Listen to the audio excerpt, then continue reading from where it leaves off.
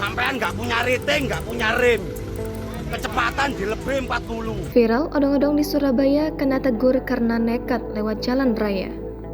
Bawa rombongan ibu-ibu keliling kota Surabaya melewati jalan raya, seorang sopir odong-odong dapat teguran dari pengguna jalan lainnya. Sopir odong-odong tersebut dinilai lalai lantaran membawa kendaraan yang tak layak jalan dan dikhawatirkan dapat membahayakan penumpang beserta pengguna jalan lainnya.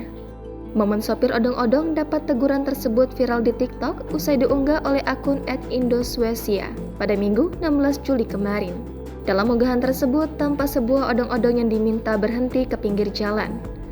Odong-odong tersebut melewati jalan raya yang padat pengendara dengan membawa rombongan ibu-ibu. Diperkirakan ada lebih dari 10 ibu-ibu yang duduk di gerbong odong-odong tersebut. Aksi sopir odong-odong yang membawa rombongan ibu-ibu ke jalanan umum tersebut justru disayangkan oleh pengguna jalan lainnya. Pasalnya, odong-odong yang kerap dikendarai di kawasan wisata tersebut tak memiliki kelengkapan seperti lampu dan rem hingga dapat membahayakan penumpang serta pengendara.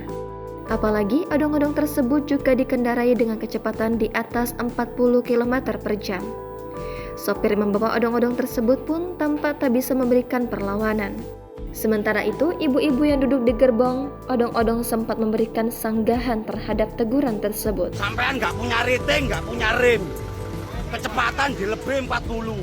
Sabar, ada batasnya, Bu. Ini nggak layak ke jalan raya. Ini muatan 40 ton, sampean ngawur. Nah, makanya diingatkan supirnya, Pak, jangan cepat-cepat. Ini berbahaya, nggak jalan ke jalan raya. Nggak ada rating, nggak ada lampu rem. Lho sampean delok nek mburi ayo.